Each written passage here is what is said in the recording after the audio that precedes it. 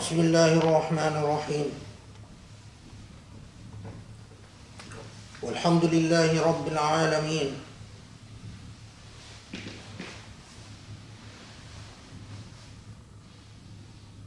ونشهد أن لا إله إلا الله وأن محمدا رسول الله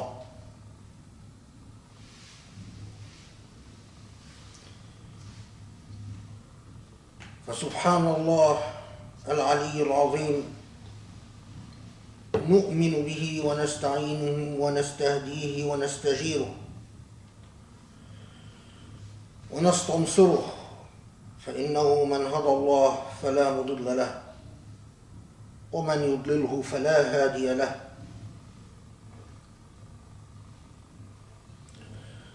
ونصلي ونسلم ونبارك على الحبيب المصطفى محمد خاتم النبيين المرسل رحمة للعالمين وعلى آله الميامين وعلى أصحابه الطيبين وعلى من اتبعه بإحسان إلى يوم الدين.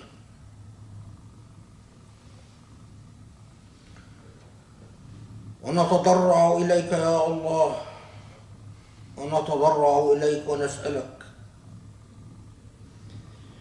أن تقسم لنا من خشيتك ما يحول بيننا وبين معاصيك، وأن تقسم لنا من رحمتك ما يقربنا من طاعتك، وأن ترزقنا من اليقين ما يهون علينا مصائب الدنيا وأحداثها.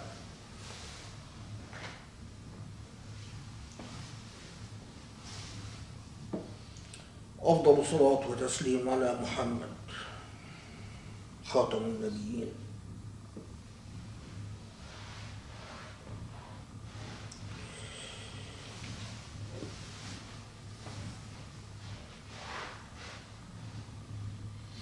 Subhanallah,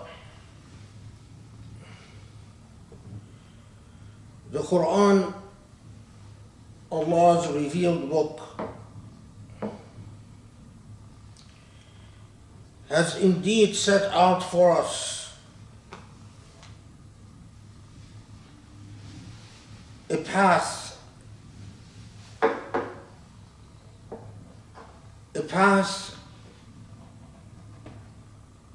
and an entire methodology of existence in life.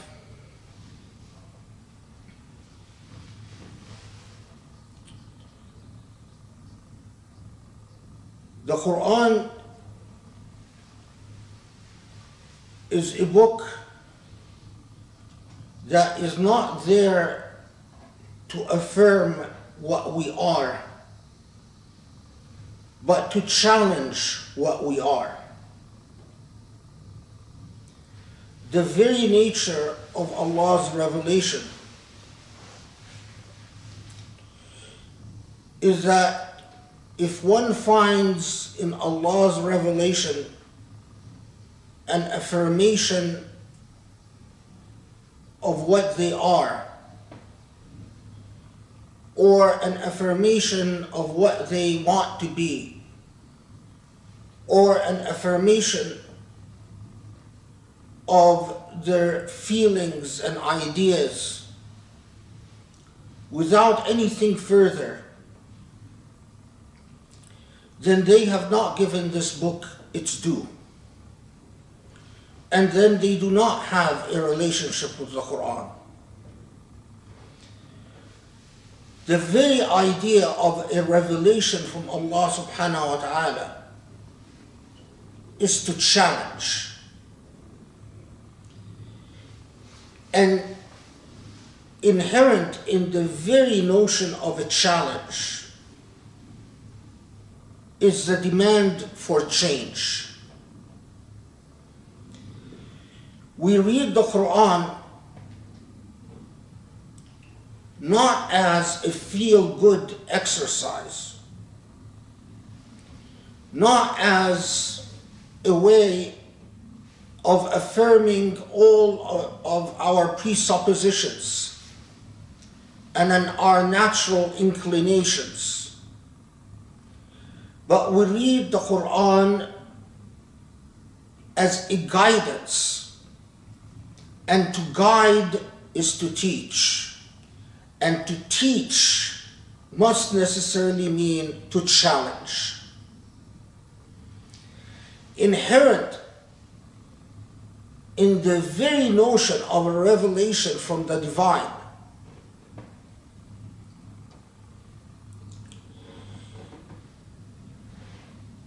is the idea of a challenge.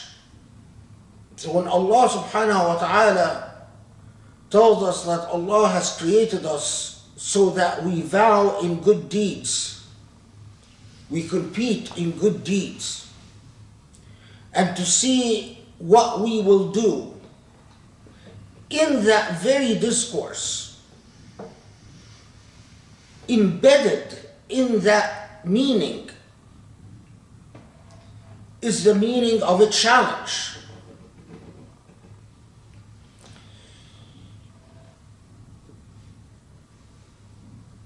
A moral challenge for a human being to go beyond what they know and what they are comfortable with. Otherwise, the very notion of a reward wouldn't make sense. If the Qur'an was there to simply affirm our natural inclinations and our biases, in other words, to put a stamp of approval on our comforts, whatever these comforts are, a stamp of approval for our material comforts, a stamp of approval for our psychological comforts, a stamp of approval on our intellectual comforts, then what is Allah rewarding us for? Is Allah simply rewarding us for being what we are? Inherent in the very idea of an amana, a covenant that Allah offers human beings and that is borne by human beings, inherent in the very idea of istikhlaf, to be Allah's representatives and Allah's vicegerents and agents on earth, inherent in the very idea of al-amr bil-ma'ruf wa nahy al-munkar, to command what is good and to resist what is evil, is a challenge. And a challenge necessarily connotes progressive movement. If you are static, not moving forward, then you cannot say there is a challenge posed and a challenge met.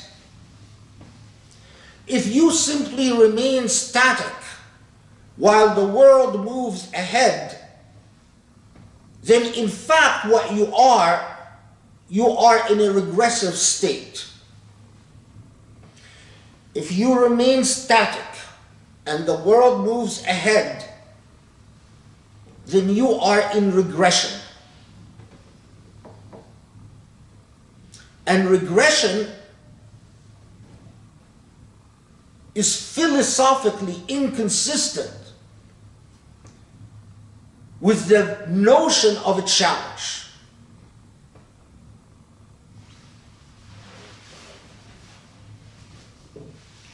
Someone recently was showing me a new Muslim seminary with their faculty of shuyukh and the curriculum of the seminary. And the curriculum was good. But the problem is that this curriculum would have been identical to a curriculum taught in Damascus or in Cairo or in Samarkand in the 12th century AD. And if your curriculum that you study today is identical to a curriculum that would be taught 6 centuries ago, or 8 centuries ago, or even 1 century ago, and you have not moved, it's the same curriculum, but the rest of the world moves forward, because that is sunnatullah fil kawn. And if you remain static, that means you are in regression. And if you are in regression, by definition, you do not recognize that there is a challenge, and you do not recognize that you need to meet a challenge. The very idea of istikhlaf necessitates a dynamic of progression. If human beings were created zombies, if human beings were unchanging and unmoving, if time didn't move forward, if you could wake up and find yourself one day living a year ago, and another day living 10 years ago, and a third day living 10 years forward, then we do not need to read the Qur'an as posing a challenge and demanding progress. But in fact, the way that Allah has created time on earth is that time moves forward. Creation itself is constantly changing, and human beings are constantly changing. While we maintain the same outward physical appearance, 2 arms, 2 legs, 1 head, but what is inside that head drastically changes from one day to another, leave alone from 1 year to another. The way we understand basic concepts, the way we understand truth in history, the way we understand intimacy, the way we understand brotherhood or sisterhood, the way we understand familial relations, the way we understand institutional realities, the way we understand units of loyalty and commitment, the way we understand love, the way we understand mercy, the way we understand compassion, the way we understand justice, is constantly changing. Because these systems of neurological synaptic devices that Allah placed in our brain are constantly wiring and rewiring themselves.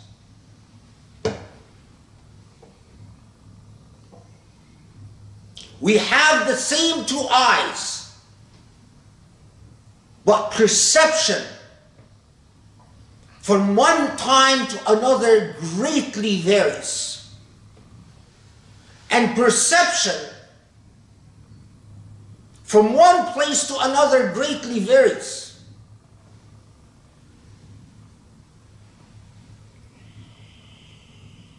وَلَوْ شَاءَ رَبُّكَ لَجَعَلَ النَّاسَ أُمَّةً وَاحِدَةً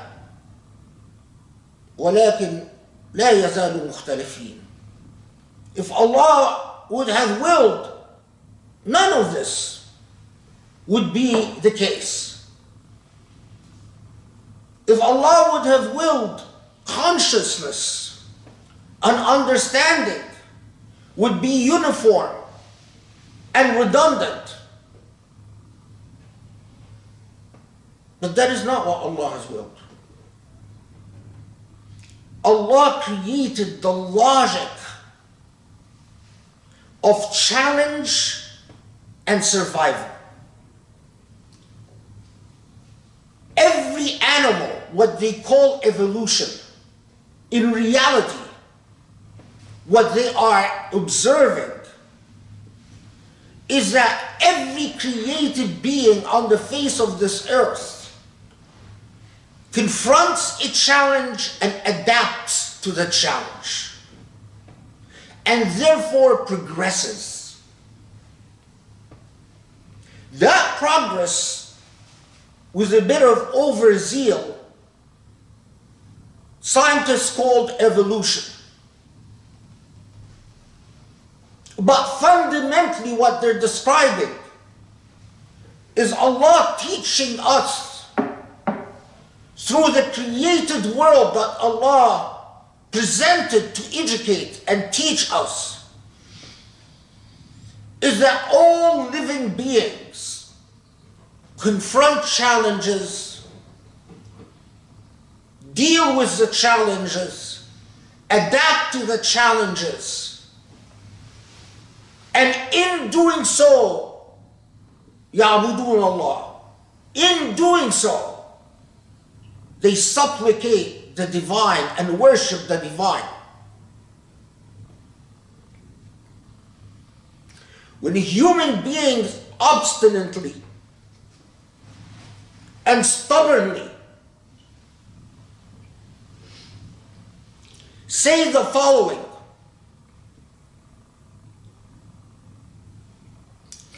who do we reward in our jobs?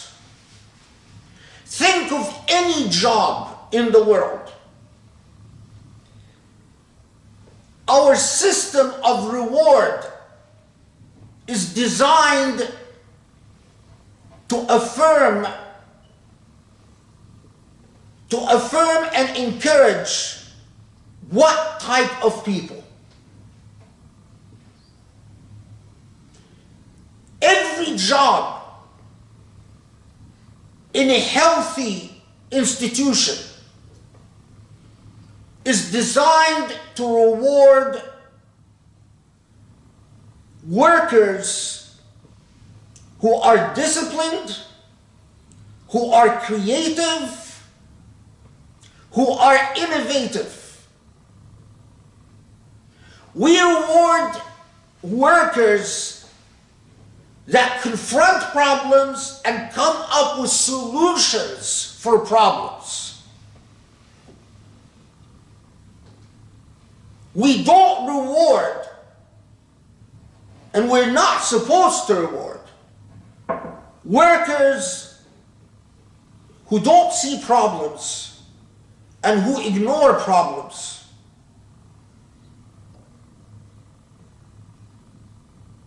But we forget that when it comes to our tradition. We forget that when it comes to the sciences of Islam. We forget that when it comes to Sharia and when it comes to Aqidah and when it comes to history.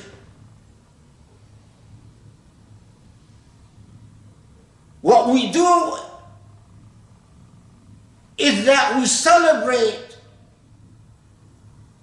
those who fail to see problems or come up with innovative solutions to problems. Or even better yet, we don't want to hear about problems. We just want people who can memorize Riyadh al-Salihin, who can recite the 10 golden chains of narration of Bukhari, who can repeat ad nauseum the systems of tasheeh and tad'if of hadith that were invented by Bukhari or Nisa'i or Muslims centuries ago, while we understand the logic of creativity and innovation in our work, we want none of it in our religion. And as a result, we fall behind. And as a result, this enormous, beautiful, remarkably rich tradition that was spawned over centuries before colonialism remains the playfield of hobbyists and the least creative and least intelligent people. It doesn't attract problem solvers. It doesn't attract people who are restless and therefore desire progress, but attracts those who are ethically and morally dull. Ethically dull. Ethical dullness means those who are too lazy to even notice immoral challenge, leave alone rise to meet immoral challenge.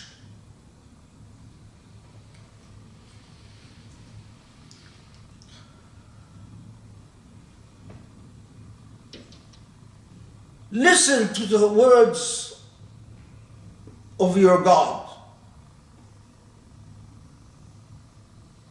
فاستقم كما أمرت ومن تاب معك ولا تطغوا إنه بما تعملون بصير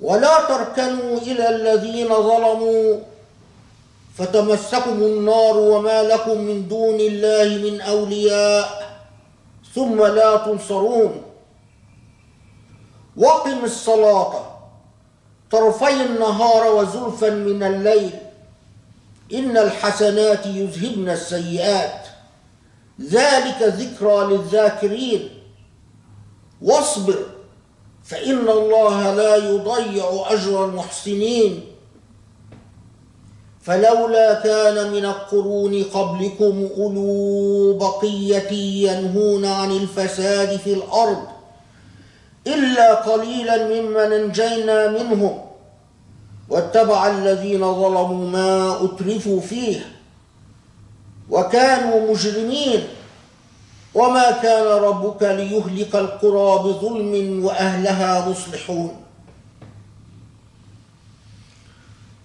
This is from Surah Hud. When Allah talks to us,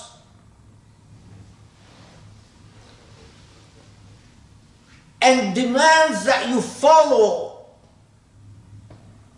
the path of an istiqamah, the path of diligence and conscientiousness. But that diligence and conscientiousness is about what?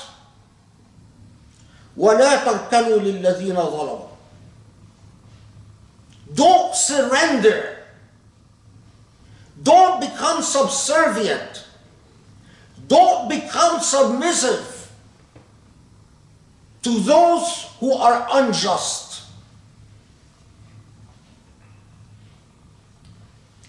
And then Allah subhanahu wa ta'ala goes on to tell us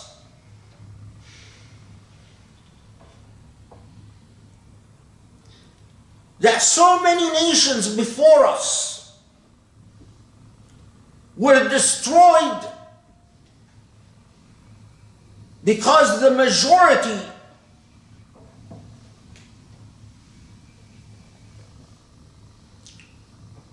failed to stand up and resist fasad. أولو بقية ينهون عن الفساد. And although Allah saved the small group of people who believed, the majority failed to resist fasad and so were destroyed. And then Allah tells us the natural law of things. If you are unjust, you will be destroyed by your injustice. And if you are just, then Allah will stand by you. In every nuance of this discourse is a challenge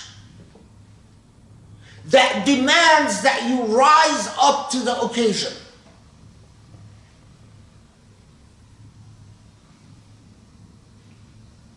To stand, to refuse to submit and be subservient and submissive before those who are unjust. First is the challenge of understanding justice. And you cannot understand justice unless you understand that the equilibrium and the balance of rights and wrongs changes from one age to another. To refuse to be subservient to those who are unjust requires that you meet the challenge of understanding justice.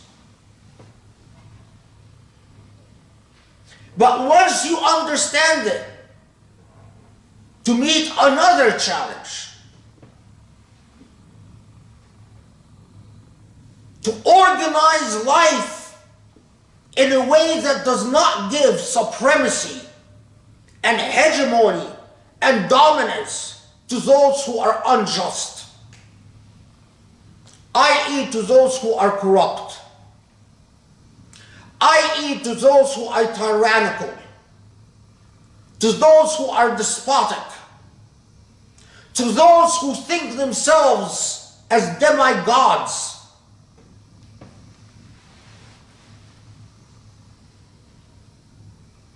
But then you must organize life to resist corruption. Well, in order to understand corruption, you need to understand the epistemologies of your age. Maybe centuries ago, we didn't pollute the ocean and kill whales. But centuries later, it is part of corrupting the earth when you pollute the oceans and kill whales.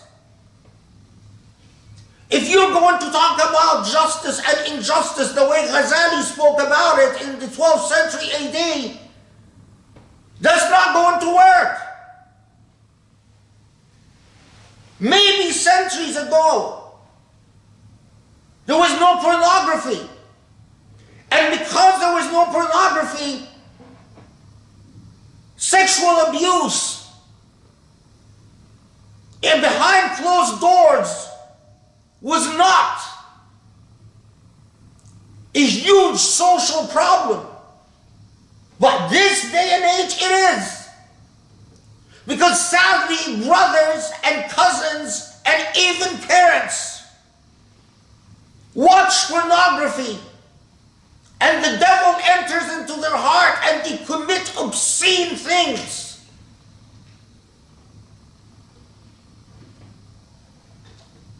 Centuries ago, there was no World Bank. Today, the World Bank justice at an international level, studying what the World Bank does and what it doesn't do. You cannot fight corruption if you don't understand that Allah demands that you be fully aware of your moment in which you live. And you understand that Iman is about a challenge and confronting a challenge. This is the nature of life on earth. Maybe in the hereafter, in Jannah, inshallah, there will be no challenges. And you can live in comfort and happiness. But on this earth, on this life,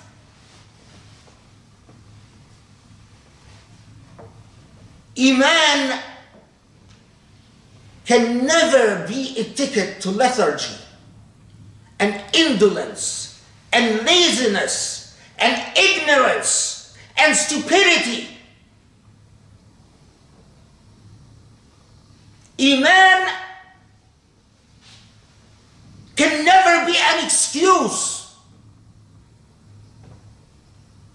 for the pretenses of piety without the substance of justice.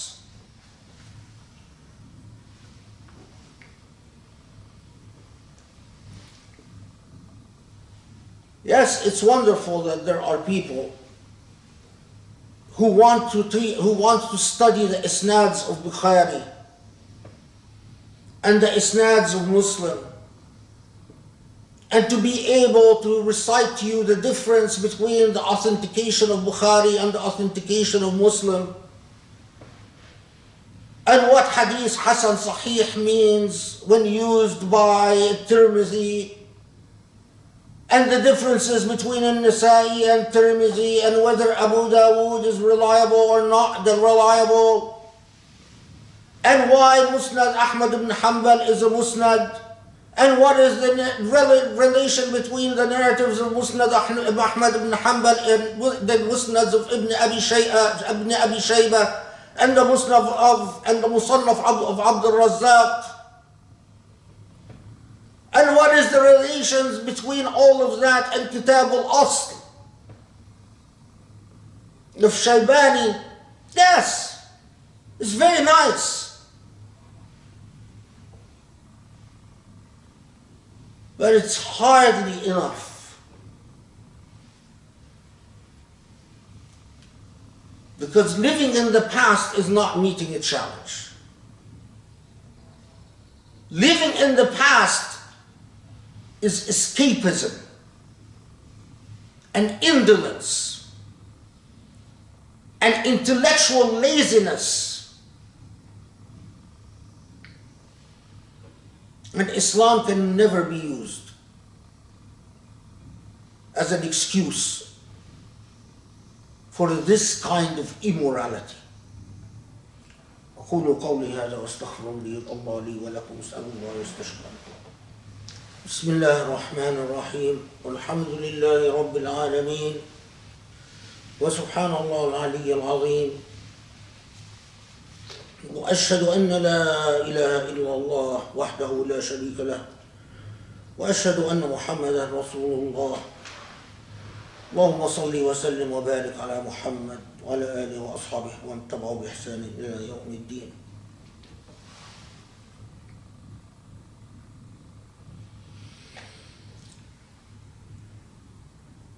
There is no question that among the things we lost as Muslims is that we lost our sense of the obvious. Of the obvious. It is rather obvious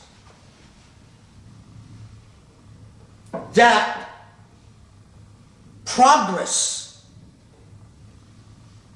is the nature of human sociology. Progress meaning moving forward, not necessarily for the better, but just forward. it is obvious that human life is constantly challenged, and that those who move ahead are those people who meet the challenges of their time. And it is obvious that if you want success in a field, you want to have good medicine, you want to have good engineering, you want to have good law, you attract the best minds to the field. All obvious. But part of what we lost as Muslims is the obvious. And our tradition became plagued by affectations. Affectations are about optics, not meaning. Affectations is to sound like a Sunnah person, is to sound and look like a Salafi person. But whether substantive things like the nature of justice, or understanding corruption, or responding to corruption, cease to have meaning.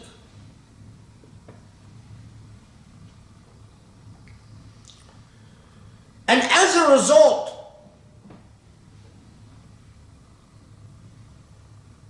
we stopped making sense as Muslims. Consider just a few events that happened recently. After the war on Gaza, I found Jews all around the world mobilizing to defend the criminality of Israel. Everyone knows that the West Bank is occupied territory. Under international law, the West Bank was conquered in 1967, and so was the Gaza Strip. And that this is occupied territory. And under the Geneva Conventions, you cannot annex occupied territory. You cannot move people out of their homes. You cannot expel people from their homes. You cannot deny people living under occupation the right to defend themselves. Nevertheless, the United States moved its embassy from Tel Aviv to Jerusalem, which is occupied territory. And the Biden administration has let the decision of the Trump administration stand. And the Israelis often talk about Jerusalem and the West Bank and Gaza as if they have no special status under international law.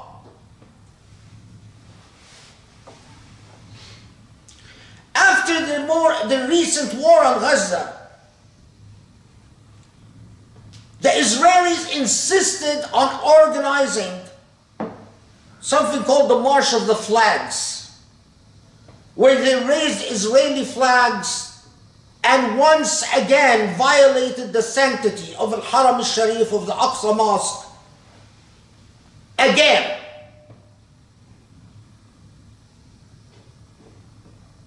But during the course of this march, the Israelis did, or those who participated in this march, did what is very commonly done in many Israeli demonstrations.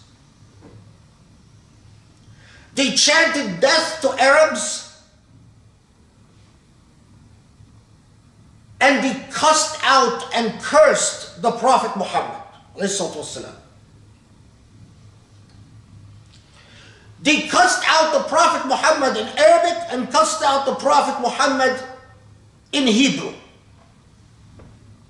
And this is a regular practice among Israeli settlers, many of whom are Americans, by the way.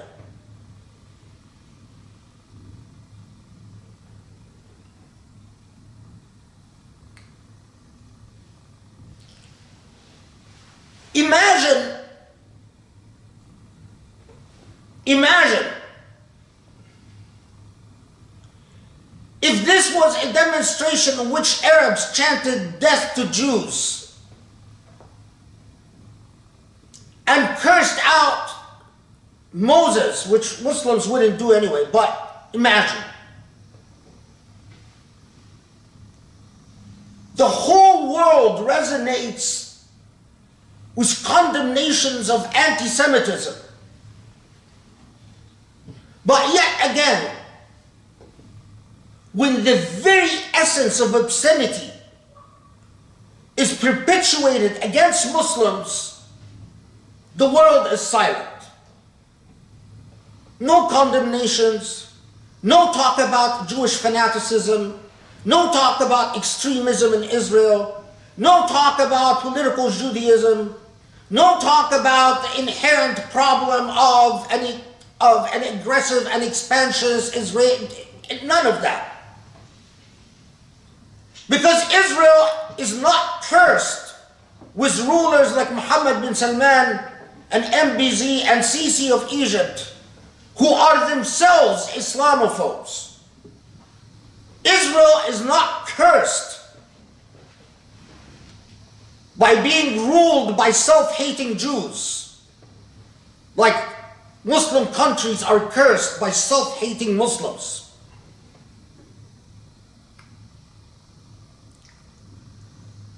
Isn't this an injustice? Isn't this corruption on earth? When your prophet is cursed in the Aqsa Mosque, and the entire Muslim world once again is silent and oblivious.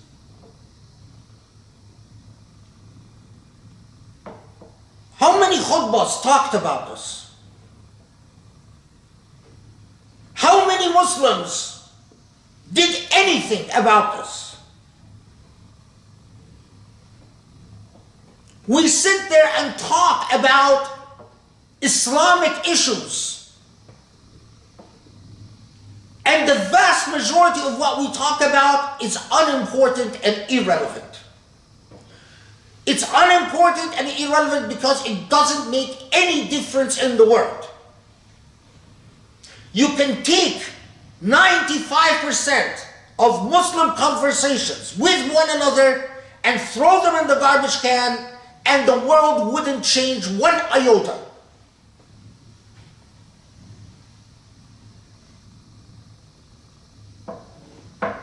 When a Muslim family in Ontario was run down by an Islamophobe,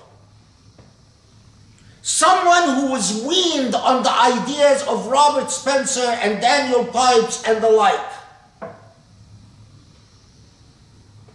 mother, father, daughter, grandmother killed by an Islamophobe. In 2017 in Quebec, another Islamophobe gunned down in the Quebec mosque 6 people.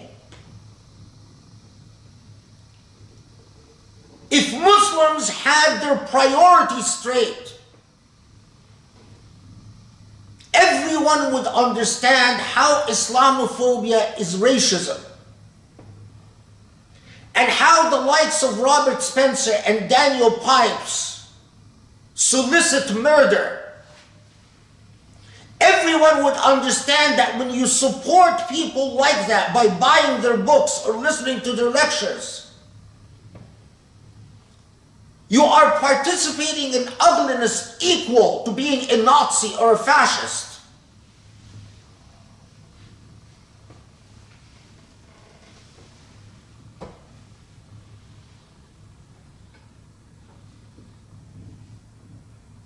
But that's not what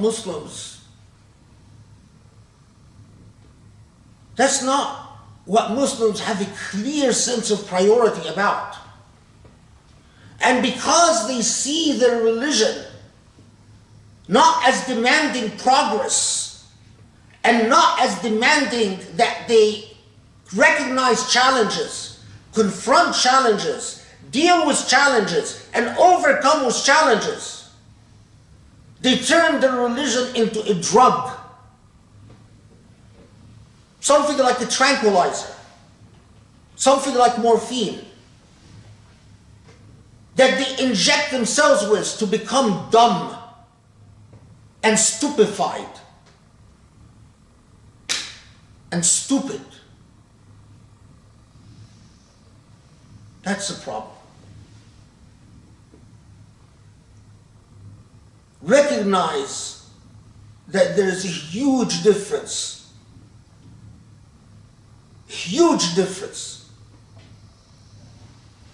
an enormous difference between those who see Islam as truly taking people out of darkness to light. And to do that, you need intelligence, you need action, you need hard work, you need diligence. And those who don't even understand what darkness is and what light is, and they're completely focused on stroking their own ego while using the Qur'an, Allah's revealed book, as an affirmation of all the weaknesses that they are, rather than a fuel to recognize, confront, and meet challenges. Alhamdulillahi Rabbil Alameen. أقول قولي هذا واستغفر الله لي ولكم وادعوا الله استجب لكم إني داع فأمنوا. اللهم اعف عنا، اللهم اغفر لنا، اللهم ارحمنا، اللهم يا رب، اللهم اهدنا لأقرب من هذا رشدا وأفضل سبيلا. Allah, forgive our sins, grant us the straight path, guide us to the correct understanding of your religion, and guide us to recognizing the challenges of our time, and help us meet the challenges of our time, and help us rise to the standard of justice and morality that your religion demands of us. Ya Allah, Ya Ali, Ya Azim, Salli wa sallim wa barik ala Muhammad.